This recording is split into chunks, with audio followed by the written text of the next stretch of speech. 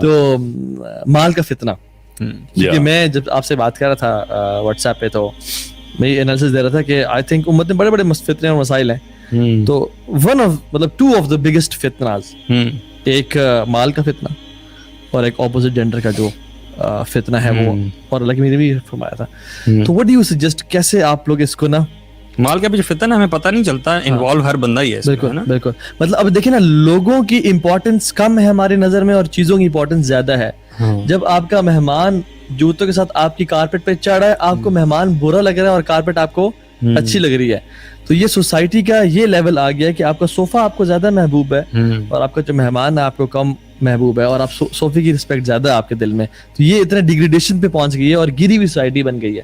ہم اس کو انشاءاللہ کھولتے بھی ہیں کہ یہ جو کیسے آیا, یہ جو ہمیں جو آئیڈینٹی کرائسس بھی آیا اور سینس آف جو کمپلیشن تھی وہ چلے گئی ہم سے, اور بچپن سے ہی ہمارے پیرنٹس نے اصل میں ڈال دیا نا ہمارے اندر کہ آپ نے یا ڈاکٹر انجینئر اور یہ بننا ہے, اور آپ نے بڑا آدمی بننا ہے اور پیسے کمانے ہیں اور اچھا لائف سٹائل ہونا, یہ سکسیس ہے ہماری نظر میں. تو ہم سب بچپن سے ہی نا ڈیزائنڈ ہوتے ہیں, کنڈیشنڈ ہوتے ہیں ہر جگہ پہ, اپنے گھروں میں بھی, یونیورسٹیز کالجز میں بھی, اور ہمارا مین گول یہ ہوتا ہے at the end of the day کہ آپ کتنا ارن کر رہے ہو. This is your life and this is where your life ends.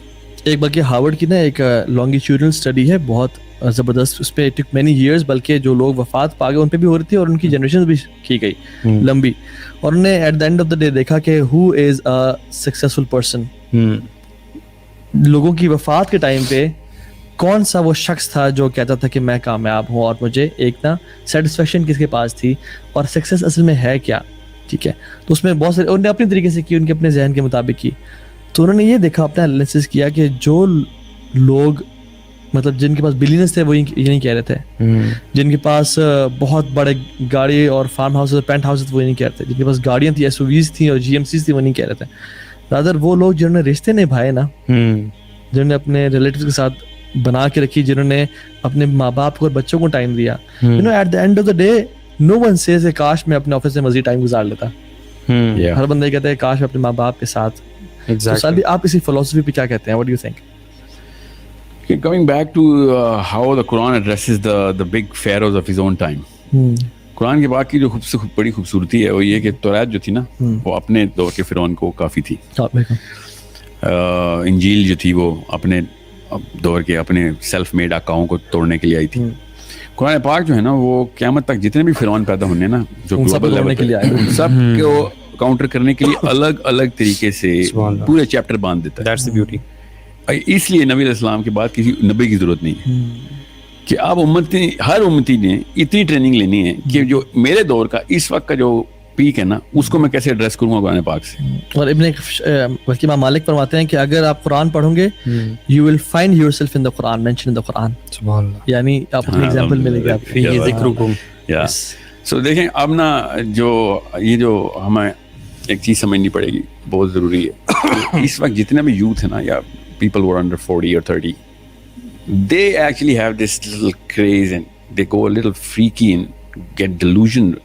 اور یہ سوچ لیتے ہیں کہ جیسے حضرت آدم کے پہلے بیٹے سے لے کے آج تک سب کے سب اسی نہج پہ سوچتے ہیں اور وہی ڈریم اینڈ فیسینیشن ہے جو کہ ان کی ہے.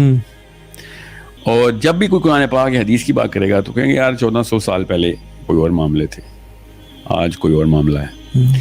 اصل میں نا ان کو یہ بات نہیں سمجھ آتی کہ 1400 سال پہلے نہیں, صرف 114 سال پہلے بھی کوئی اور معاملہ تھا. بالکل. اور 114 سال میں کیوں کہہ رہا ہوں, because I know how this consumerism and hyper consumerism, this disease which was invented by capitalism. And by the way, I'm not an anti-capitalist, nor am I a socialist.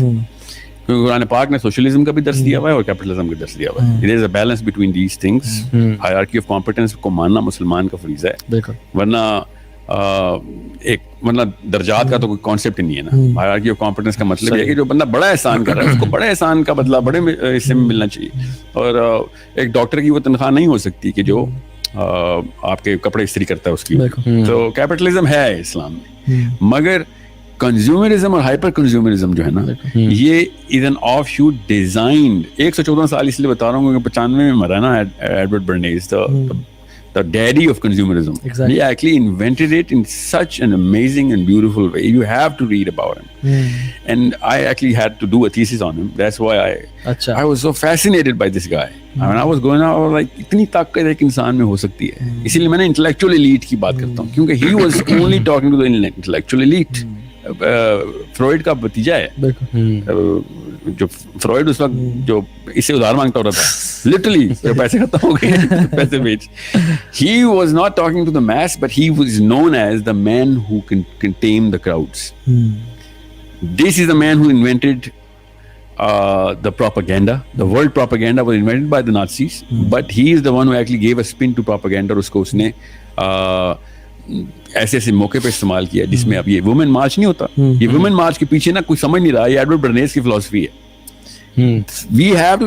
Whenever I see मेरा जिसमें I can see it. Oh my God, that you don't even know you're using it, right? मेरा भी neo TV पे programme Even women march वाले को भी नहीं पता होता कि ये हम किस. I know वही बता रहा हूँ. नियो टीवी वाली ना वो खातून थी, she asked me कि आप इनके खिलाफ है ना. I said मैं अगर होता ना, मैं वुमेन मार्च के खिलाफ क्यों हूँ? मैं अल्लाह ताला औरतों को हकूक दे रहा, हम छीन रहे, मानता हूँ मैं छीन रहे, कोई तो है यार हकूक लेने के लिए. मगर I would have fired that woman जिसने ये बैनर बनाए.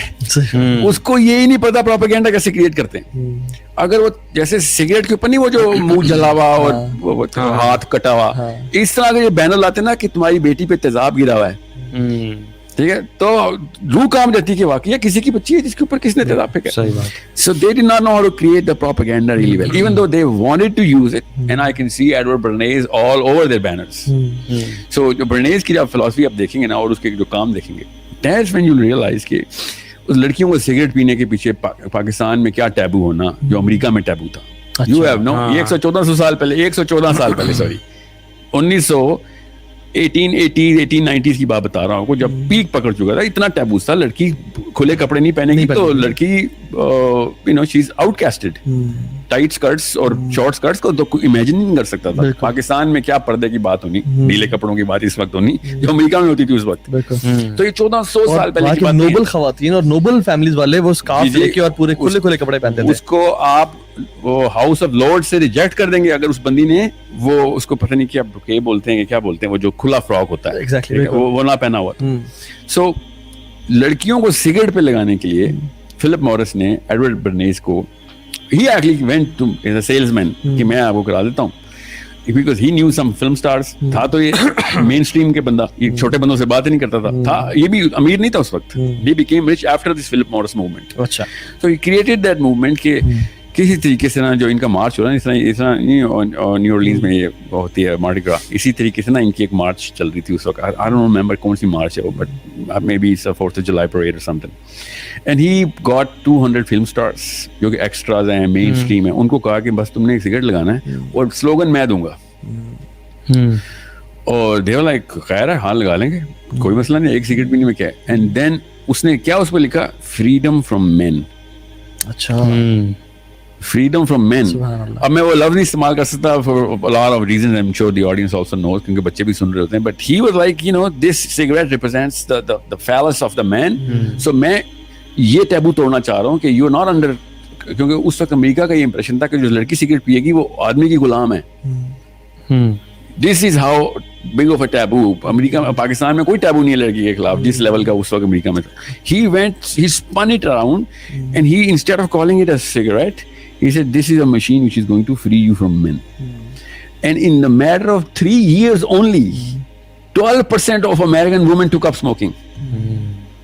और जो कंज्यूमर स्मोकर्स की थी ना, उसमें 12% इंक्लाइन आ गया. फिर ओनली फीमेल फैक्ट 3 साल में 12%. I can't even do the math on any other campaign that went so successfully. Then he did another one with different products, अलग अलग जगहों पे जा रहा था. फिर यहाँ तक कि उस वक्त कौन था 1920s में, कूलीज होगा या जो प्रेसिडेंट था, उसकी इंप्रेशन ये था ये वुडन मैन है, इसकी कोई इमोशंस नहीं है, ये वो नहीं. इसने फिर उसको अमेरिका के प्रेसिडेंट इसको कॉल की, इतना मशहूर हो गया था कि यार मेरे बारे में भी क्राउड का इंप्रेशन ठीक कर दो.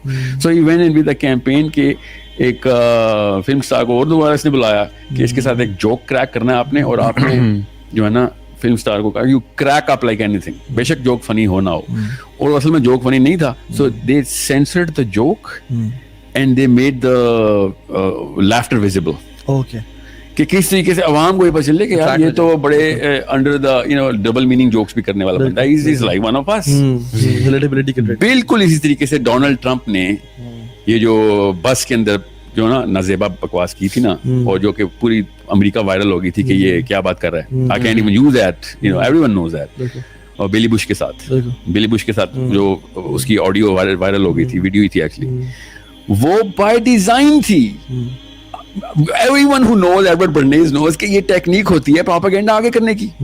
میں واپس خیر میں سورس پہ جا رہا ہوں, کنزیومرزم پہ آتا ہوں. دے ایکچولی میڈ شیور کہ پروڈکٹ کو, اس کی ذرا ہسٹری 20 سیکنڈ میں آپ کو بتاتا ہوں کہ امریکہ اس سے پہلے لیس دین 500 آئٹمز ہاؤس ہولڈ ہوتا تھا.